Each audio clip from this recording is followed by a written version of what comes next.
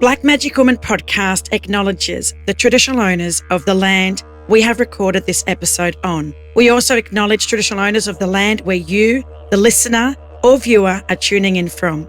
We would like to pay our respects to our elders past and present and acknowledge that this always was Aboriginal land and always will be Aboriginal land. And then up rocks this troopy, and it's Tiki, one of the Tiwi producers at the time, a teacher at Tiwi College. And she's like, guys, you've got to jump in the car. You're here to film the girls. And I was like, well, yeah, I'm thinking about it. She was like, yeah, they're ready for you. I'm like, I haven't even spoken to anyone. She was, no, they're good. Like this. Welcome to the Black Magic Woman podcast with Mandanara Bales. Welcome to another episode of the Black Magic Woman podcast. I'm here on the beautiful lands of the Kulin Nations, and you can guess that I am in Melbourne, also referred to in the traditional language as Naarm. I'm on the couch and I'm joined by two lovely ladies that are here also in beautiful Naarm, and I can't wait for my guests. And also we've got viewers on YouTube to hear about, well, one, who you are, where you come from, but also what brought you here to this beautiful city. So I might start with you, if you don't mind. Can you introduce yourself to our guests, and then we'll go over to Sal. Yep, so I'm Dannielle MacLean. I'm a Warramunga Luritja woman from Central Australia, but I live in Larrakia country in Darwin. I was born there, but I spent my whole life travelling up and down the Stuart Highway to go home to family, come back again. But yeah, that's my life's been Northern Territory, and I love it. So you got a big family? Yeah, huge. You got siblings? You've Huge got family. Partner, children? Yes, I do. I've got only one child. I had her quite late in life. Love her dearly. My mum's one of 15, my family, the Cole family from Central Australia. So I've got a huge mob. I've got like 45 first cousins, and, we count our seconds and our thirds, our uncles, aunties. So Mim and David everywhere. Cole. Yes, my cousin. There you go. David's my cousin, married into... Big shout out, because David and Mim are very close to my sister Yarrika. Okay, great. Yep. And little Quaden Bales. Yes, there fantastic. So always There's some a connection connections. straight away. Always. Too daddy, thank you. And over to you. Thank you. I'm Sal Balharrie. I am an Australian woman. I live in Naarm. I am proud to work and create on the lands of the Wurundjeri people, and I am a storyteller, filmmaker, and I love to think about the fact that I am privileged to create and write on land where storytellers have lived for 65,000 years before me, and I'm so curious about that, and, hence why I'm here. Lovely. And you have a husband, because you're telling me that your hobby is sailing. Yeah, I'm a mad. It's interesting because, Dan, you talk about desert people, and I'm an ocean person.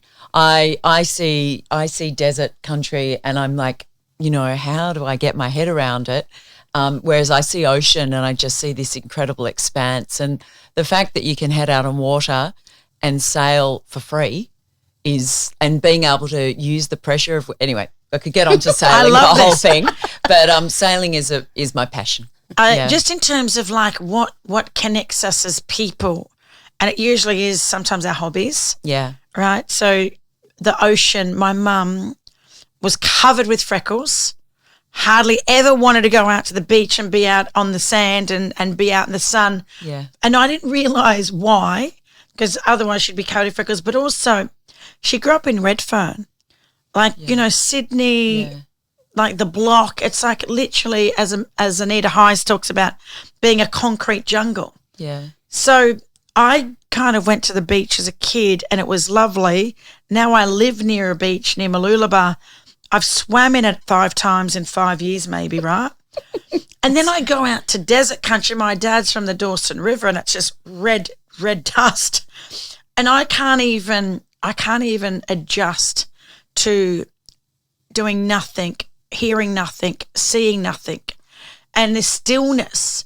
So from my mum not really liking the ocean and my dad loving the country and the quietness, I don't know if I like either or.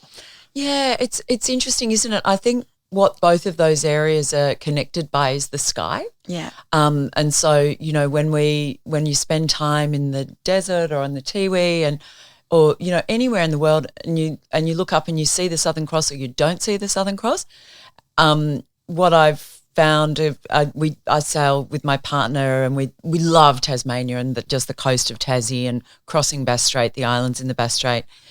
And it was an old guy. There's this guy called John, and I've sailed with John, you know, for all my life. And he, like, one day I was sailing along and it's night and you're looking at the compass and, you know, kind of freaking out. And he's like, just pick a star and just pick a star and just, you know, think about the world as a clock and just see that star at like 1 o'clock. And so you're not just be comfortable that star is at 1 o'clock. And that was just such a beautiful sense of connection with the world. You feel that in the desert as well. Yeah.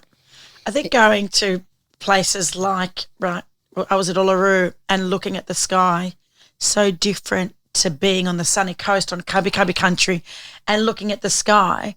So you've obviously been to a few places, travelled maybe the most of the country. Yeah. Yeah. And in terms of Danny, tell me about, you know, I don't know Warramungu people, Warramungu country. When you said the Stewart Highway, straight away, I knew, but for listeners and also viewers, Larrakia country is obviously Darwin, for those that don't know. Warramungu people are obviously not from Darwin. No, so Warramungu people are from around Tennant Creek. My grandmother's from a place called Banker Station. And our family's got native title, our extended family's got native title there. So it's interesting going back and stuff too. My nana passed away a long time, but as I said, she had 15 kids. So we all feel so connected to mob and family and just getting to connect with that country again. But yeah, my family, my grandmother and grandfather actually lived in Alice Springs, which is Aranda country. But we spent a lot of time in Alice, you know, and just I love the desert. Like I don't see it as lifeless at all. It's actually quite powerful, alive. Amazing.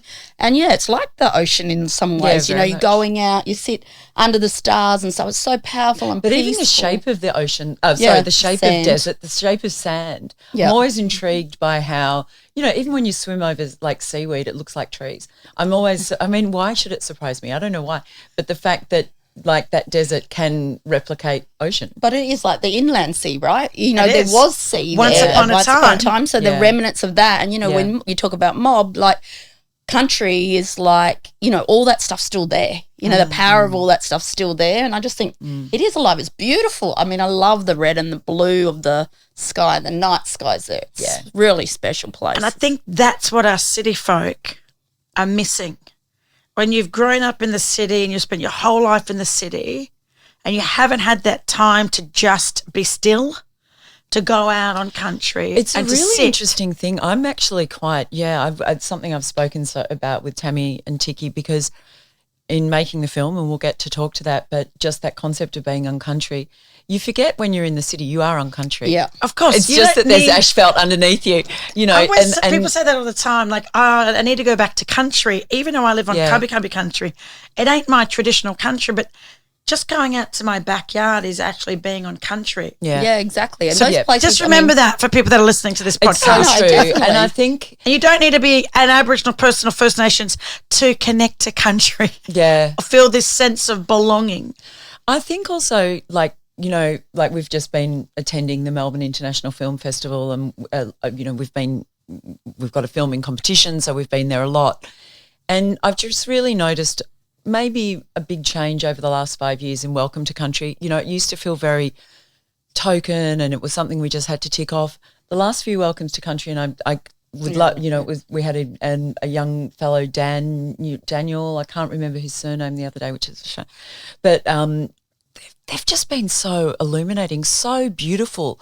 And really, what was really fabulous actually was MIF getting in touch with us, particularly because we've got Tiwi people talking about, you know, how did they want to be incorporated into, or in some way, you know, that their how should we welcome them? Yeah, and is there anything specific? How should that acknowledgement change to talk about Tiwi welcome? But this is the diplomatic relationship. Yeah, exactly. What happened traditionally? People will welcome you, came onto do people's we countries. exchange gifts? Yeah. Do we meet before or after? Totally. Do I bring my elders along? Yeah. I know, I love that. Yeah. We're still navigating. Yeah. Like cultural protocols or diplomatic traditions in Western society. Yeah, totally. And you was watching this. Yeah, so what's been really part great of is it. in Tiwi language, awana mamanta means welcome friends. And that is something that we've, we all say, we all use it, but it's been wonderful that the Melbourne guys have been taking that on board as well. And we talk about awana mamanta not being, it's nothing about a welcome to country, it's a welcome to story. And that's been something that's really sort of grown over the, it's actually become quite a transactional gift. Yeah. More a sort of an opening up of conversation. That's what I've sort of found exciting about that. Yeah, and it's great having the Tiwi mob with us. They're coming with the film and stuff too, and they can talk to the film in the cultural way as well, but just feel like, they're being really respectful of being on country, other people's country as well, but saying we've got this story to share with you. Yeah, being just mindful, being respectful. Yeah. So tell us about the Tiwi people, the Tiwi women. How many are here? So actually there's 2 left at the moment.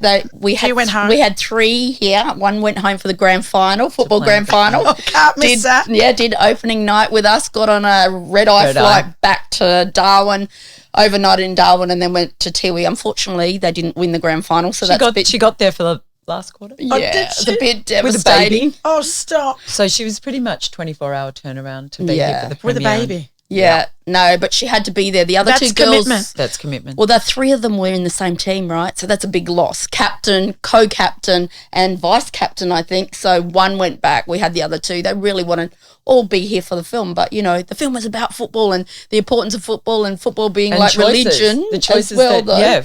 And then it's like, well, we can't ask them not to go back because we know that's their passion. They've got to be there. They live for it. Yeah. And when you So- think about some of these, not even just remote places, some regional places, even like regional, my kids live for their sports. Yeah. They live for their Saturdays, their football, basketball, Oztag. They live for it. So I It's could just community imagine. too, though, isn't it? It's community. Yeah. And they feel like they're going to let their coach down if they're not there. Yeah. Or let their team down if they're not there. Mum, I play this position. I'm like, I know you do. Someone else will be there. You've got an injury. We need to tend to the injury. Mum, we'll do the x-ray next week. I've got this game. And what it's a happened? priority to the them. injury then is now going to put my little fellow off, I reckon, for an extra week or 2. Yeah. Because he doesn't want to let his team down. So I could just imagine these 3 women, they're here, they've got a grand final on, and there's this film that's being premiered to the world. It was just, when we found out about the date, the clash, it was so funny actually because, we all knew the world premiere was 10th of August at the time in Melbourne.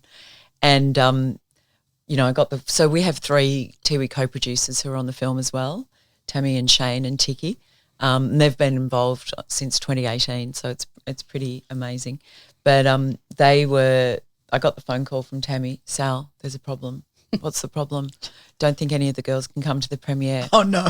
Oh, okay. Football grand final. What's going on? Football grand final. There's a clash. Priorities. Yeah, priorities. And then we were both like, this is what the film's about. Yeah. So Wasn't this that was just a weird coincidence? Oh, my gosh. That this was unraveling.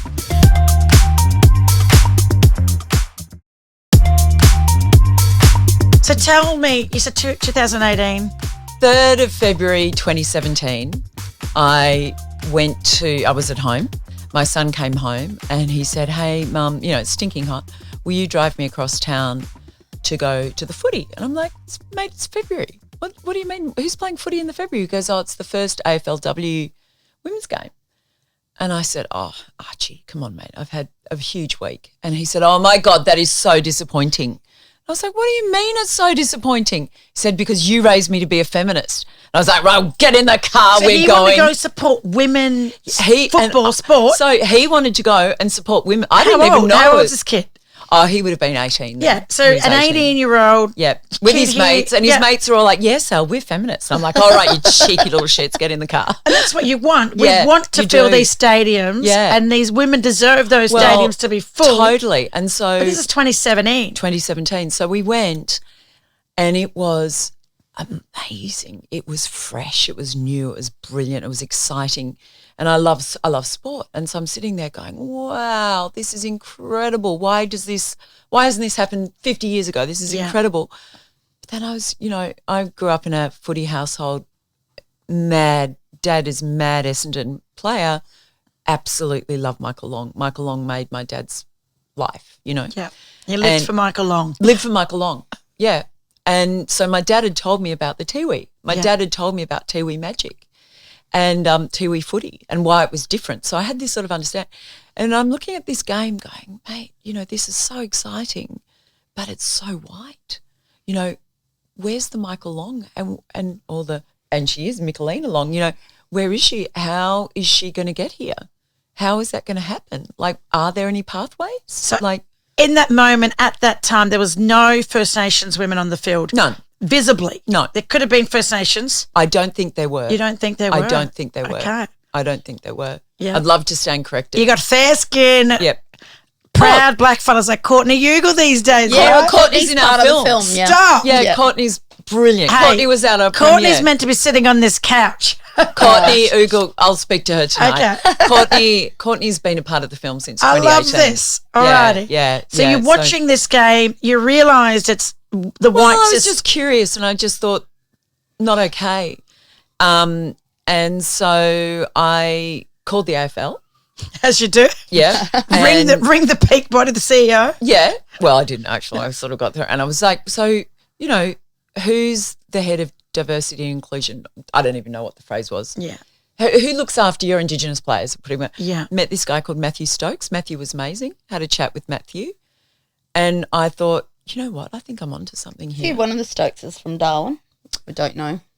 I think he is, yes. Okay. He played for Geelong. Was a great footballer with Geelong. And then he worked with Tanya.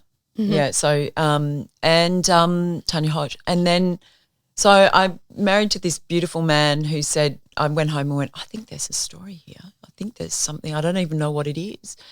And he said, well, I said, I think I'm going to go to the Tiwi and find out if there are any girls that are wanting to play footy. Truly, it's unbelievable. And he said, well, you better go. And I went, okay, I'm going to go. And so I went and I had a cameraman and I put some money into the film and I had a production company who said, we'll match what you put in. Mm-hmm. And it was very early days. Yeah.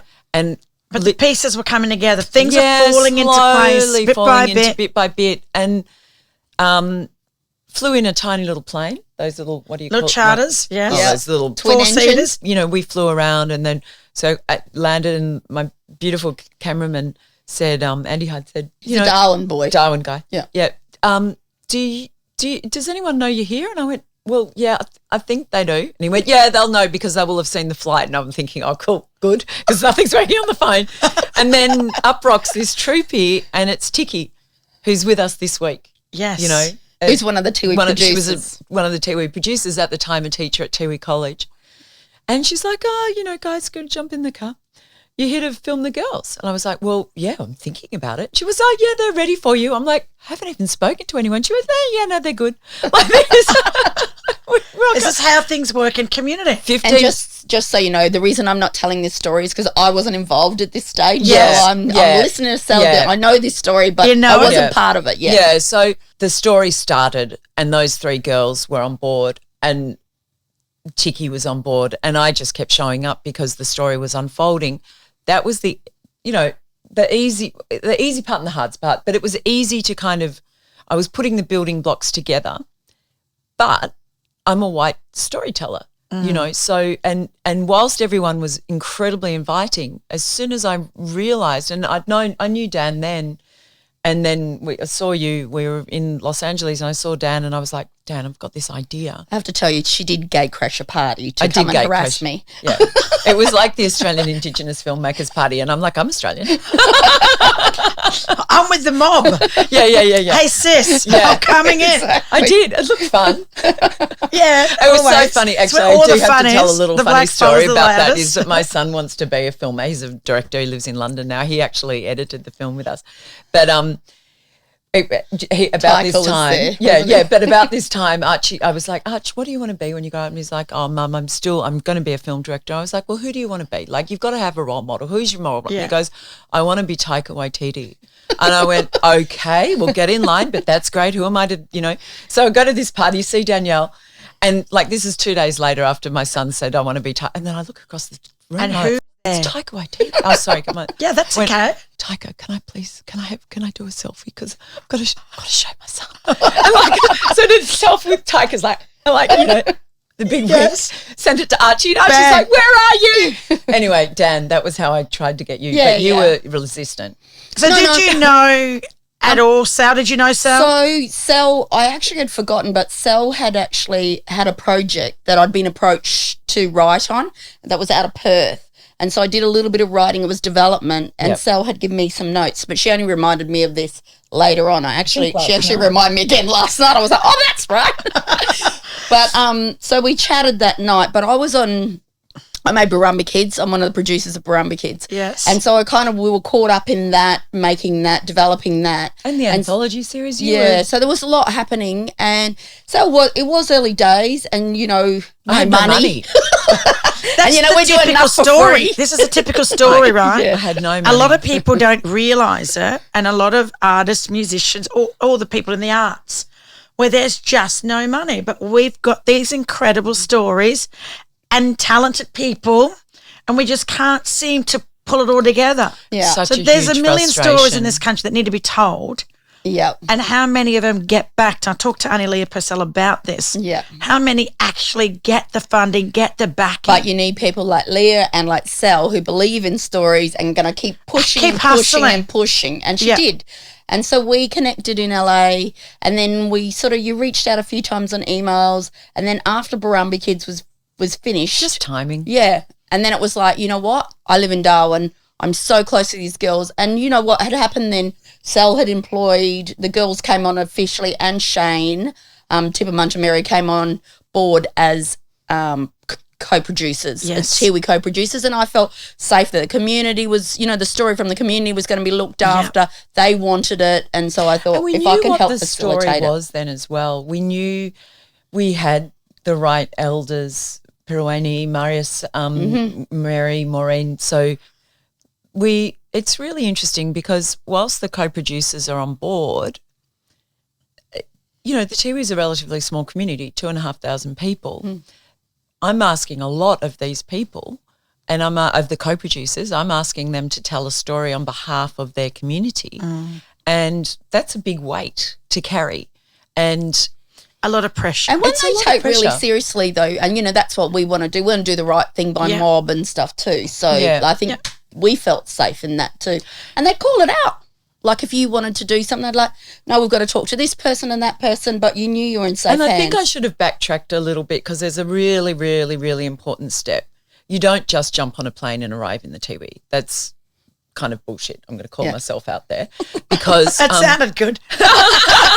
Well, it was the theory, but you have to approach the land council. Of course you do. So, and when that trooper just turned up, in my head I was going, how did that trooper know these fellas were coming? Yeah, totally. So right. you did the right thing. So you reached out to. Well, you have to have media permits, but I didn't even know what I was making.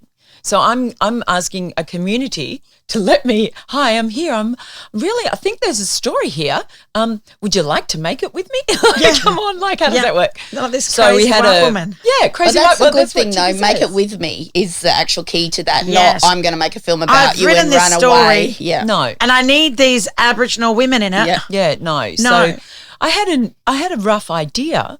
But what was fantastic was I had to submit that idea to the Tiwi Island Land Council, and I had to wait for their meeting to come around. The approval process, and let the community, everything had to take its own course. It gets put into an agenda. It gets printed out. Literally, I got photographs of it from Milikapiti basketball court.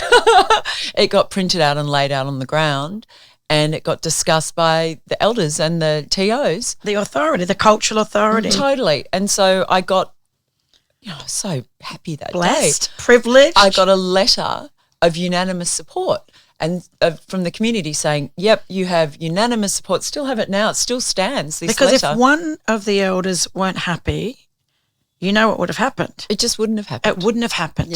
Yeah. And this conversation, and I love where we're going with it because people are listening to this, whether they're in corporate Australia, working in the government or just mobbing community or people that are engaging with mob, some of these lessons, right, are really important steps to make sure that you get the right people involved I always say this, that if it's the right process, and we always talk about the Aboriginal kind of way and governance and stuff, if it's the right process, you'll always end up with the best outcome. Yep. I think that's true. think so. And that kind of consensus decision making and everybody being in agreement is a very important feature of Aboriginal governance and decision making. Yeah, and they're also they're making decisions about what they think their communities need. You didn't not force like about people me. to vote who wants it because the half said no, and then you've got community divided because of this project from some white woman who's flown in from Melbourne. You know what I mean? Yeah. So there's conflict sometimes that non-Aboriginal people don't fully understand because they're imposing their way on us.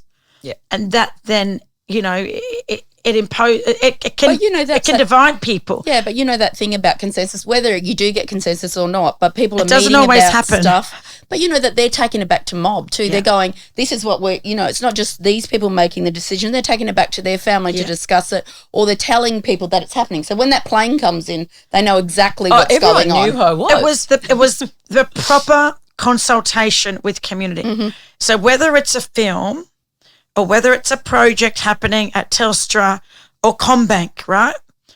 There's Aboriginal principles and Aboriginal approaches and an Aboriginal way of doing things when you're engaging with us as First Peoples, First Nations people. Totally. And I think a lot of people can learn if you look at the Aboriginal ways of doing things and how we reach consensus.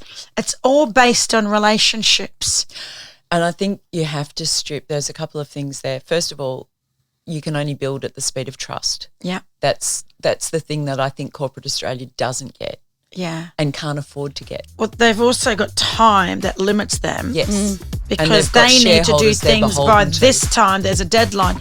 And in community, your time. It doesn't matter. It's like It doesn't matter. This will happen when it to do it happens. properly. Yeah. Join us next week for part 2 of Mundanara's Yarn with Dannielle and Sal. We thought that we were making a footy film. This is not a footy film. This is a film exactly about what you're saying, about what it takes to walk proudly in two worlds. A big shout out to all you Deadly Mob and allies who continue to listen, watch and support our podcast. Your feedback means the world. You can rate and review the podcast on Apple and Spotify, or even head to our socials and YouTube channel and drop us a line. We'd love to hear from you. The Black Magic Woman podcast is produced by Clint Curtis.